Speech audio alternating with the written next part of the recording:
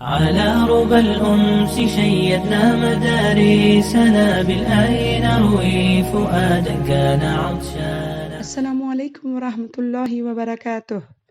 We are back with Sira series.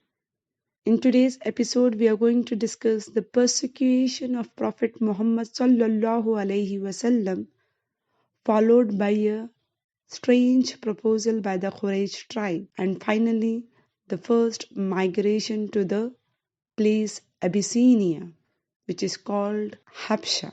Prophet Muhammad sallallahu alaihi wasallam was protected somewhat by the influence of his family. Abu Lahab's wife, Jamil, would regularly dump filth outside his door. An eyewitness mentioned that the worst thing he ever saw the Quraysh doing to Prophet Muhammad sallallahu alaihi wasallam was that a person from Quraysh clutched his clothes. His sallallahu alaihi wasallam's strong monotheistic message angered many of the Meccan's merchants. They were afraid that trade, which they believed was protected by the pagans' god, Lat and Uzza, would suffer from that point forward. So they started planning. The followers of Islam started to grow, and so did the concern of the Quraysh towards them. The elders of Quraysh sent Abu Talib, the trusted uncle of Prophet Muhammad sallallahu alaihi wasallam, to him, asking him to stop his call for this new religion, and in return they would give him whatever he wanted. If you want wealth, we will give you as much as you want. If you want women, we will marry you the most beautiful women of Arabia.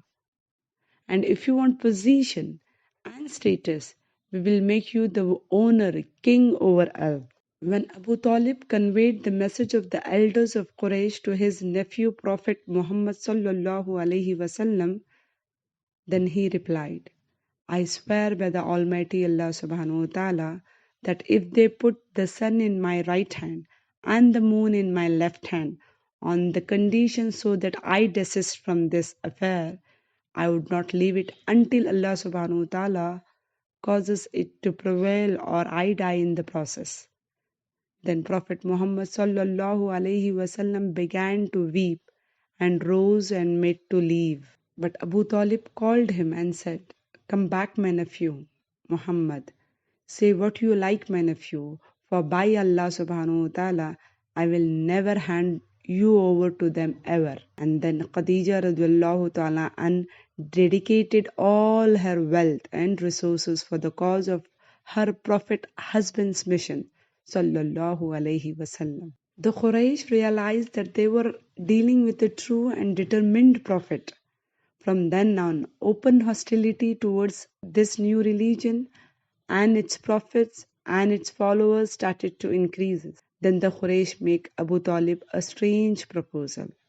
What was that? The idea revolved around Ammara bin Walid, a handsome young boy from the Quraysh tribe. They took him to Abu Talib and said, Take this youth from us and treat him as your son. In exchange for him, give us your nephew, that is Prophet Muhammad sallallahu alaihi wasallam. Abu Talib could respond to such a ridiculous idea with sarcasm. By God, you are offering me a very bad bargain. You are giving me your son so that I can feed him lavishly, and asking my son for that you may kill him?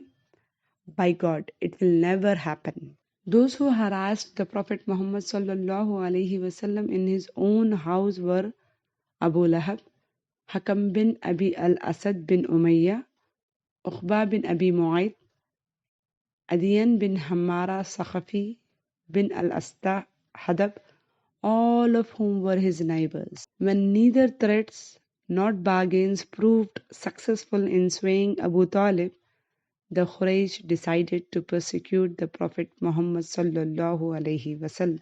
Narrated Abdullah that while Muhammad sallallahu alaihi wasallam was in the state of prostration, surrounded by a group of people from Quraysh pagans, Uqba ibn Abi Mu'ayt came and brought the intestines of a camel and threw them on the back of Muhammad sallallahu alaihi wasallam while he was in sujood.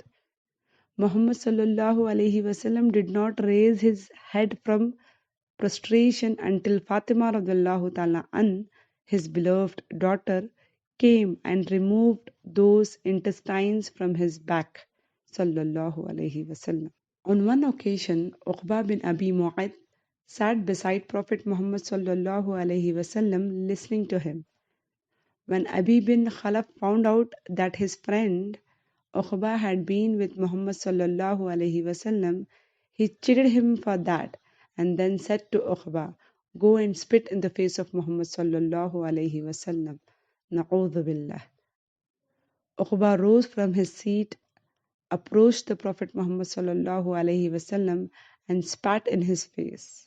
Muhammad sallallahu alaihi wasallam continued to perform in the open for all to see.